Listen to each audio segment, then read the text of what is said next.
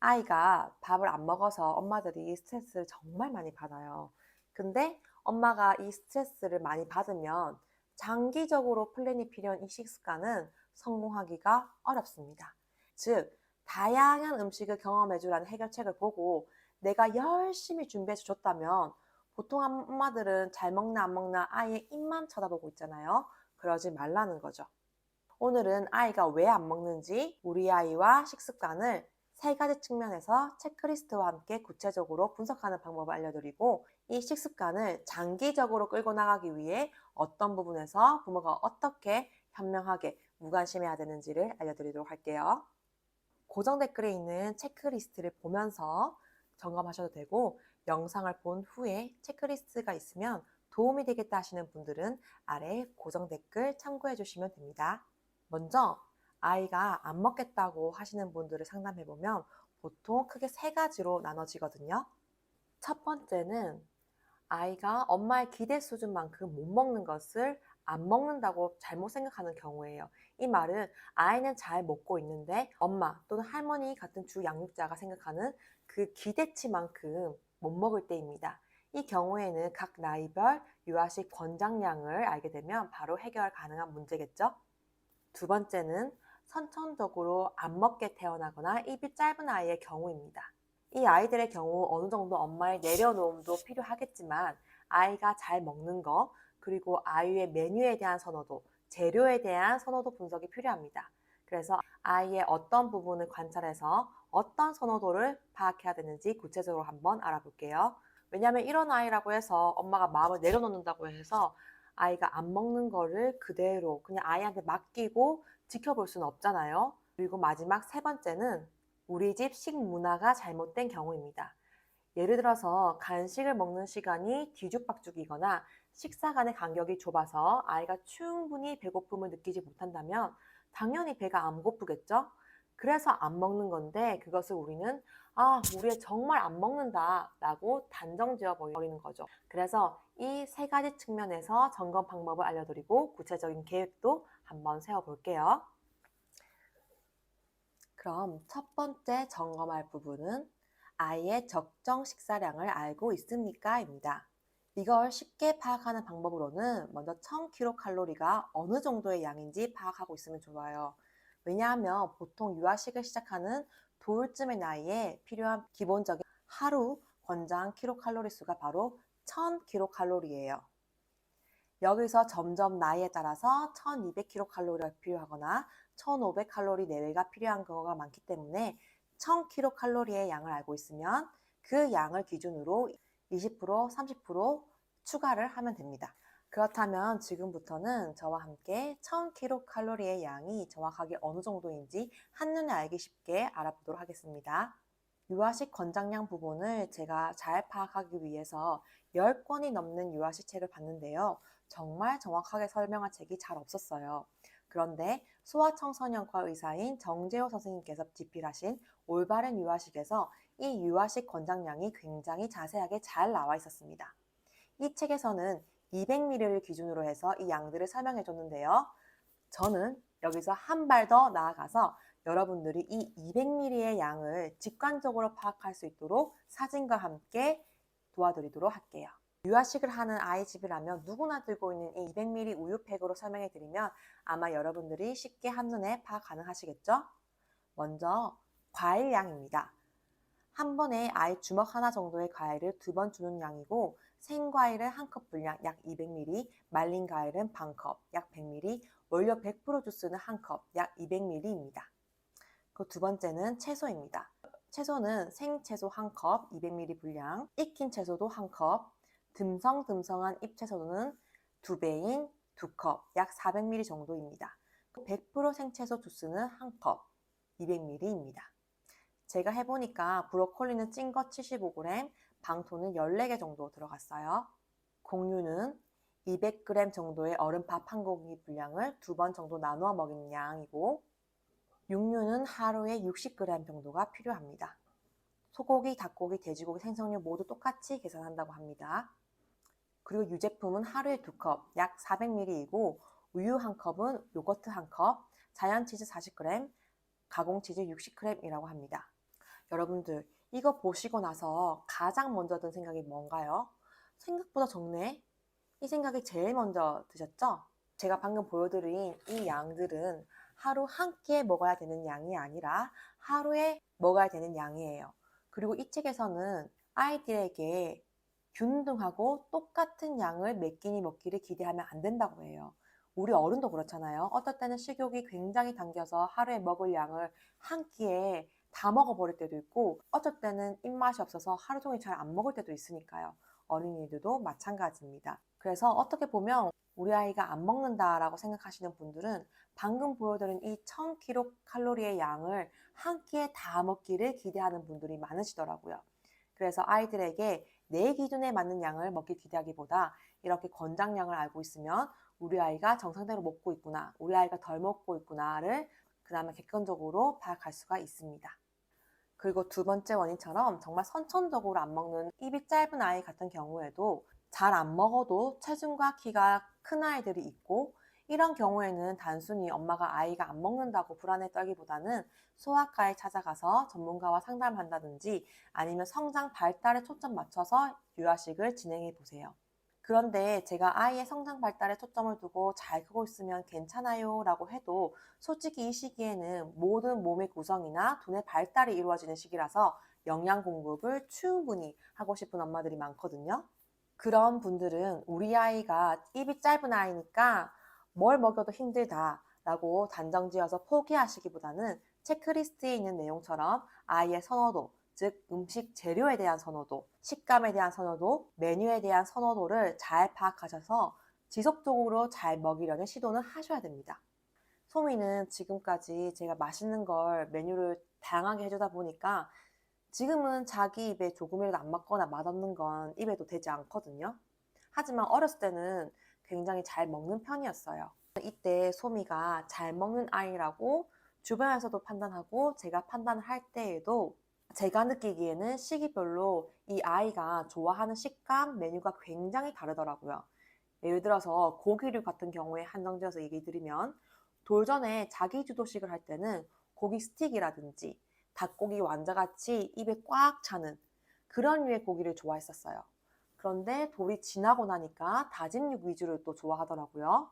그래서 이때는 그 전에 잘 먹었던 덩어리 고기를 줘도 잘 안 먹고, 아이의 입맛이 좀 바뀌었구나 라고 생각한 적이 있습니다. 또 아이가 어느 순간 잘 안 먹는 거예요. 또 두 돌쯤 되니까 그때부터는 불고기 같은 볶음이나 구이류를 좋아하기 시작했어요. 또 이런 것들을 또 잘 먹는다 싶었는데 어느 순간 또 두 돌이 지나니까 한 26개월, 8개월 이렇게 되니까 함박 스테이크라든가 돈가스라든가 이런 것들도 찾더라고요. 아무래도 기관의 영향도 있겠죠. 그래서 이렇게 잘 먹는 아이도 시기별로 원하는 식감과 재료나 메뉴가 정말 달랐습니다.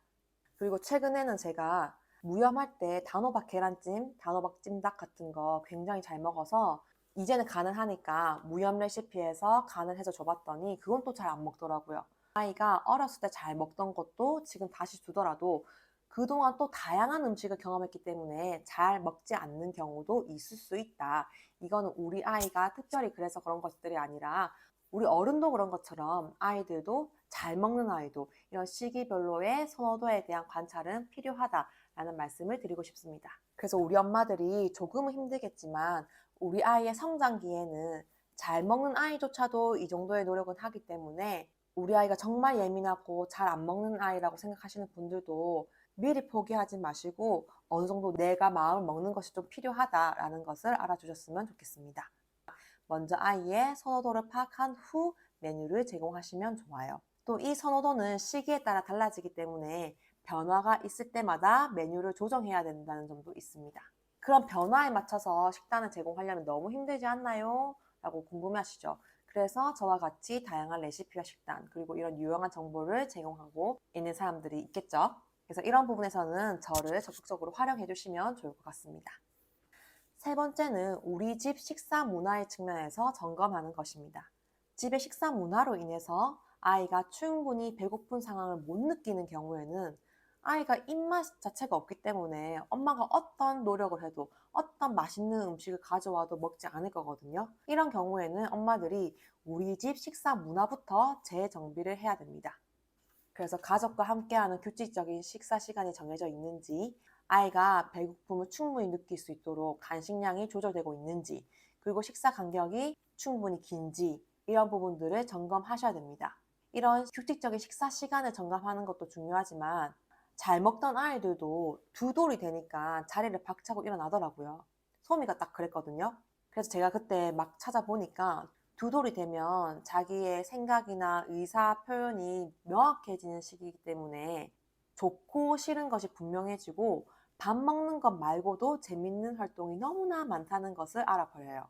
식사 시간이 이제는 재미없는 시간이 된 거죠. 이런 경우에는 아이들이 계속 자리를 일어나서 다른 걸 하거나 돌아다니는 경우가 많아요. 그래서 이 시기부터는 식습관도 훈육이라는 개념 아래에 일관적으로 지도를 해야 되고, 또 다른 의미에서 아이들에게 식사 시간의 즐거움을 알려줄 필요도 있습니다. 그럼 식사 시간의 즐거움은 어떻게 알려주느냐? 뭐 식사하면서 재밌는 책을 읽어야 되나요? 장난감을 가져와야 되나요? 이런 것들이 아니라 아이들은 의외로 부모님과 같이 식사하면서 정서적 교류를 하는 것에 굉장히 큰 즐거움을 느낍니다. 그리고 아이들에게는 식사 습관과 식사하는 방법도 이때 함께 가르쳐 줘야 됩니다. 예를 들어서 부모님과 함께 식사한 경험이 없는 아이가 이유식을 시작하면 처음에는 잘 받아 먹을 수 있습니다. 하지만 나중에 스스로 식사해야 할 시기가 오면 숟가락을 쥐어줘도 입으로 가져가지 못하는 경우가 많아요. 그러니까 바로 부모로부터 스스로 밥을 먹는 방법을 배우지 못했기 때문입니다. 부모님이 항상 숟가락으로 아이의 입에 음식을 떠 넣어 줬기 때문이거든요. 이런 경우에 아이는 숟가락이 다른 사람 입에 음식을 넣는 도구라고 생각하게 됩니다. 그래서 아이가 건강한 식사 습관을 갖기 위해서는 단순히 음식을 먹이는 것뿐만 아니라 식사의 과정을 부모님이 모델링을 보여주는 것이 중요합니다. 아이들이 스스로 식사하는 습관, 채소를 잘 먹는 습관, 그리고 새로운 메뉴나 재료에 도전하는 태도를 가지길 원한다면 부모님이 먼저 좋은 식사 습관의 모습을 보여주셔야 합니다. 예를 들어 식사 자리에서 오늘 새로운 메뉴 만들어 봤는데 평소랑 모양이 좀 다르네? 그래도 한번 먹어볼까? 라는 긍정적인 태도를 보여주면서 아이에게 도전의 기회를 제공해야 됩니다. 아이들은 부모님들의 이런 행동을 보고 자연스럽게 배우기 때문에 이런 과정을 통해서 건강한 식습관을 형성할 수가 있습니다. 만약 세 끼 모두 함께 먹는 것이 어렵다면 주말에 한 끼라도 가족이 함께 식사하는 시간을 가지는 것이 좋습니다. 바쁜 일상 속에서 정기적으로 가족이 함께 식사하는 시간을 정하고 그 자리를 통해서 아이가 올바른 식사하는 습관을 배울 수 있도록 환경을 만들어주세요. 그래서 주말에 한 번인 경우에는 부모님들끼리 오늘은 우리가 이런 부분을 좀 보여주자 하고 미리 계획하고 식사 습관을 가지시면 더욱더 효과적입니다. 아이가 식사하는 모습을 보고 배우기 시작한 시기에 부모님이 샐러드나 채소를 먹을 때 일부러 막 맛있게 먹어주는 거예요. 그러면은 아이도 부모님의 행동을 따라서 자연스럽게 채소도 한번 도전해보고 새로운 음식도 도전해보게 되는 거죠. 사실 제가 이런 부분들은 삐뽀삐뽀 하정우 선생님 영상을 보면서 크게 공감을 많이 받았고 이거대로 실천을 많이 하고 최대한 지키려고 했더니 소미 같은 경우에는 식습관이 좋은 편이라고 말할 수가 있습니다. 그리고 저희 집 같은 경우에는 샐러드를 하루에 한 끼는 꼭 먹거든요. 근데 저랑 저희 남편이 뭐 브로콜리든 파프리카든 맛있게 먹으니까 소미도 파프리카나 브로콜리 같은 것을 먹을 수밖에 없는 환경이 되는 거예요. 그래서 이런 채소를 먹는 환경이나 분위기가 자연스럽게 조성되었고요. 여러분들도 아예 고치고 싶은 식습관이 있다면 이런 부분들도 한번 고려해서 점검해서 계획을 세워보시면은 아마 그냥 내가 아이의 입만 바라보고 잔소리만 계속 하는 것보다도 아이와 관계가 상하지 않으면서 전반적인 식습관이 개선될 수 있는 여지가 될 수도 있습니다. 그래서 식사 계획을 세울 때는 체크리스트에 있는 것처럼 가족 식사 시간, 식사 간격, 그리고 아이가 형성해야 할 식습관 목표 같은 것들을 정해보시고 이러한 예시나 유의점은 체크리스트 두 번째 장에 제가 적어 두었습니다. 그리고 이러한 식습관은 한 번, 두 번 한다고 한 달, 두 달 한다고 변하는 건 아니거든요. 진짜 장기적으로 끌고 나가야 됩니다. 그런데 많은 엄마들이 중간에 포기하는 이유가 아이의 반응에 너무 민감하게 받아들이다 스트레스를 받아서 포기하는 경우가 많거든요. 예를 들어서 내가 열심히 아이의 기호와 메뉴, 재료 이런 것도 다 선정해서 딱 갖다 줬어요. 그런데 아이가 잘 안 먹는 거예요. 나 이렇게 열심히 했는데 우리 애가 안 먹네? 근데 이게 두 끼, 세 끼 연속되니까 열받아.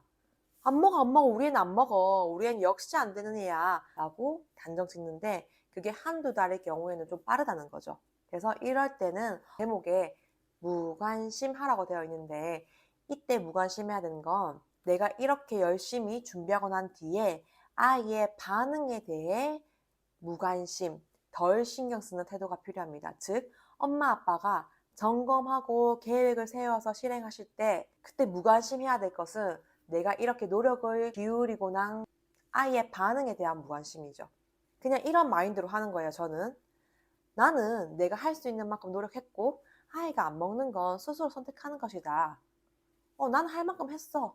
근데 그렇다고 내가 너의 입을 벌려서 억지로 넣어줄 수는 없지 않니? 난 할 만큼 했다. 한 번 더 한번 먹어봐라. 그래도 안 되네? 오케이.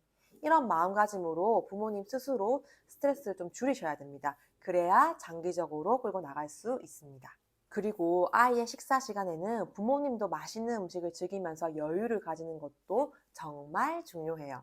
아이의 입만 계속 바라볼 것이 아니라 그 시간에 엄마나 아빠도 맛있는 음식으로 배를 채우세요. 배달도 좋고요. 맛있는 음식으로 배불리 채우면 조금은 제가 아까 무관심하라고 했던 그 아이의 반응에 여유로운 마음이 들게 됩니다. 이런 저런 전략들을 사용하시면서 장기적인 끈기가 필요한 아이의 식습관 문제를 잘 해결하시길 바랍니다.